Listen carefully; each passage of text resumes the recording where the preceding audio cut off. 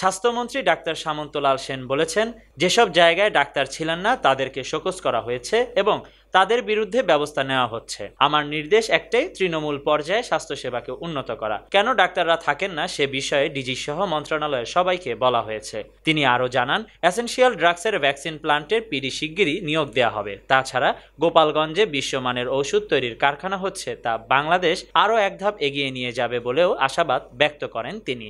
এটা নিয়ে আমরা কাজ করছি, যত দ্রুত আমরা একটা পিডি নিয়োগ করা হবে। এবং আমি জেনেভাতে যে WHO ডিজির সাথে এটা নিয়ে কথা বলছি।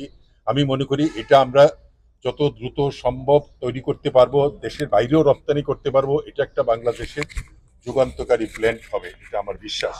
শনিবার দুপুরে গোপালগঞ্জে এসেনশিয়াল ড্রাগস লিমিটেডের কারখানা পরিদর্শন শেষে স্বাস্থ্যমন্ত্রী এসব কথা বলেন। চিকিৎসক সংকটের প্রশ্নে স্বাস্থ্যমন্ত্রী বলেন, এটা একদিনের সমস্যা নয়, এটা বহুদিনের সমস্যা। এ বিষয়ে আমরা একটি পদক্ষেপ নিয়েছি, স্ট্যান্ডার্ড সেটআপ অনুমোদন হয়ে গেছে। স্বাস্থ্যমন্ত্রী আরও বলেন, গরমের কারণে আমি প্রত্যেক সিভিল সার্জনকে বলে দিয়েছি ইমার্জেন্সি রোগীদের জন্য যাতে হাসপাতালে বেড ফাঁকা রাখা হয়। তীব্র গরমে আমার কয়েকদিন আগে আমি বিভিন্ন সিভিল সার্জন ডিভিশনাল ডাইরেক্টরকে একটা নির্দেশ দিয়েছি যে এই সময় কোল্ড কেস যে সমস্ত রোগীদের কয়েকদিন পরে অপারেশন করলেও হবে কিংবা চিকিৎসা না লাগবে, এরকম ধরনের কোনো রোগী ভর্তি না করে আমাদের হাসপাতালের বেডগুলো খালি রাখার জন্য।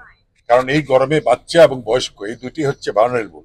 সুতরাং আমরা ওইভাবে প্রত্যেকটা জায়গায় নির্দেশ দিয়েছি। তবে আমি আশা করি যে এইটা হয়তো আগামী সপ্তাহ মাল্লাকাক এটা কমে আসবে। এছাড়াও পরিদর্শন করেন শেখ ফজিলাতুন্নেসা মুজিব চক্ষু হাসপাতাল ও এসেনশিয়াল ড্রাগস লিমিটেডের কারখানা। সেখানে তিনি ভ্যাকসিন প্রকল্পেরও অগ্রগতি দেখেন।